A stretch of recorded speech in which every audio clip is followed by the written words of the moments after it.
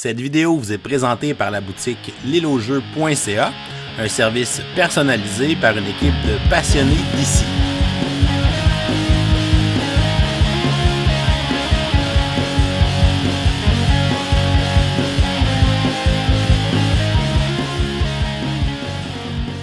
Salut les minigamers, bienvenue à Professeur Board Game, c'est Bruno, je vais être votre parent accompagnateur. Et moi, c'est Catherine. Aujourd'hui, on va vous présenter le jeu Gagne ta maman et Gagne ton papa. C'est un jeu de chez Gigamix sorti en 2011, qui est une réédition du jeu Catamino sorti en 1992. On remercie le Random de nous avoir donné cette copie.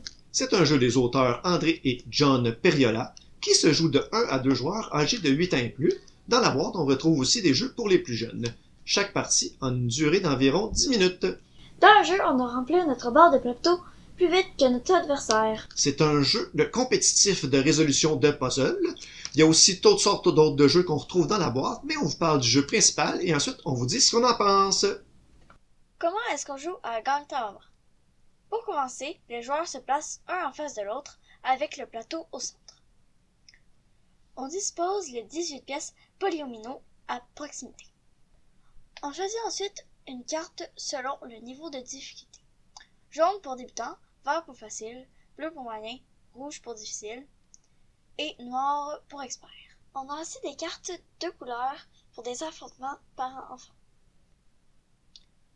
On va jouer une partie début. Sur la carte, on peut voir où on devra placer la réglette.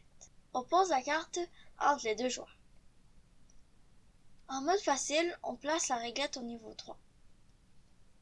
Chaque joueur récupère les polyomino indiqués par la moitié face à lui.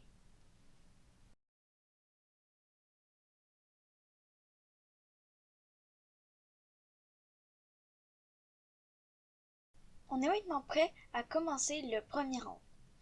On donne le signal de départ « Go !». Les joueurs doivent rapidement utiliser leurs pièces pour remplir leur panta. Le panta est tout l'espace de la section devant eux. Toutes les pièces doivent couvrir la section parfaitement. Celui qui termine en premier marque un point. Pour le prochain round, on avance la réglette d'un cran. Le joueur qui a perdu doit choisir le premier une pièce de 5 cubes, un pantalino, et le donne à son adversaire.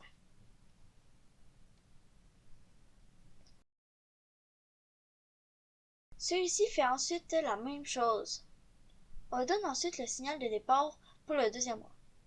Encore une fois, le plus rapide marque un point. On avance la réglette pour le troisième round. On procède aussi de la même façon pour la remise des nouveaux pantalons. On donne le signal de départ. Comme vous pouvez le voir, il ne reste plus assez de pièces à 5 cubes. C'est donc le dernier round. Au niveau débutant, on peut par contre faire un quatrième round. À l'issue de ce troisième round, on attribue les points de la même façon. Le joueur avec le plus de points gagne. Toutefois, si on avait joué en mode débutant et qu'il y avait une égalité, on fait un round bonus.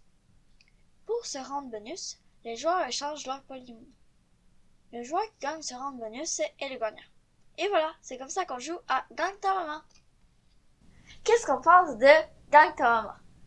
Premièrement, Catherine, est-ce que tu as quelque chose de mal à dire, de négatif à dire sur Gagne ta maman? Non, le matériel est très beau. Les blocs sont très bien faits. Puis les règles sont très bien expliquées.